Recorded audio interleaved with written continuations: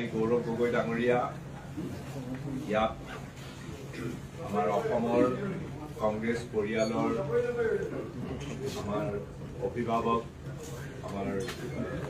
জ্যেষ্ঠ নেতা দল আছে, পৱন সিং ধানোৱা ডাঙৰীয়া, শ্ৰী পৃথ্বী মাঝি ডাঙৰীয়া, আমাৰ অসম প্ৰদেশ কংগ্ৰেছ কমিটিৰ এগৰাকী জ্যেষ্ঠ উপ সভানেত্ৰী শ্ৰীযুতা প্ৰণতি ফুকন, আৰু আমাৰ ডিব্ৰুগড় জিলা কংগ্ৰেছ কমিটিৰ সভাপতি শ্ৰী বিপুল ৰাভা ডাঙৰীয়া আছে, আৰু আমাৰ জেনেৰেল ছেক্ৰেটাৰী আছে। আজি আমি অনাগত দিনবিলাকৰ কাৰণে, বছৰবিলাকৰ কাৰণে আমাৰ কংগ্ৰেছ দলৰ পৰা এক পথ পৃষ্ঠভূমি, এটা ৰোড মেপ আমি তৈয়াৰ কৰিবৰ কাৰণে যে কংগ্ৰেছ দলে কেনেকৈনো আমি অসমৰ সকলো জাতি জনগোষ্ঠী ধৰ্ম ভাষা নিৰ্বিশেষে সকলোকে বিশ্বাসত লৈ তেওঁলোকৰ কথা শুনি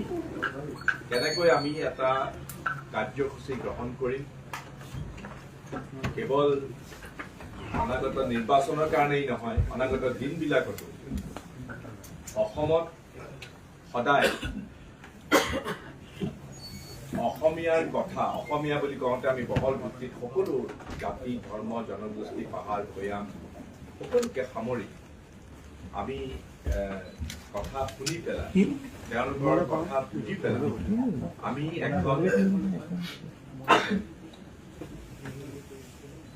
ইস্তাহাৰ কংগ্ৰেছ দলে প্ৰস্তুত কৰিবলৈ ওলাইছো। আৰু এই কামটো কৰিবলৈ যাওঁতে আমি অসমৰ চাৰিওফালে সকলোকে আমাৰ কংগ্ৰেছ দলৰ যিসকল নেতা আছে সেই নেতাসকলৰ নেতৃত্বত আমি চাৰিওফালে লগ ধৰি, আৰু এই গোটেই কাম প্ৰথমতে আজি আনুষ্ঠানিকভাৱে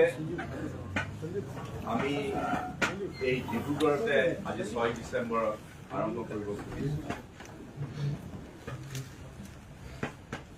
আমাৰ মাজত আমাৰ সভাপতি শ্ৰী গৌৰৱ গগৈ ডাঙৰীয়াৰ নেতৃত্বত আমি কংগ্ৰেছ দলে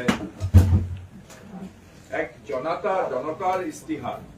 আমি প্ৰস্তুত কৰিবৰ কাৰণে আমি আগবাঢ়িছো।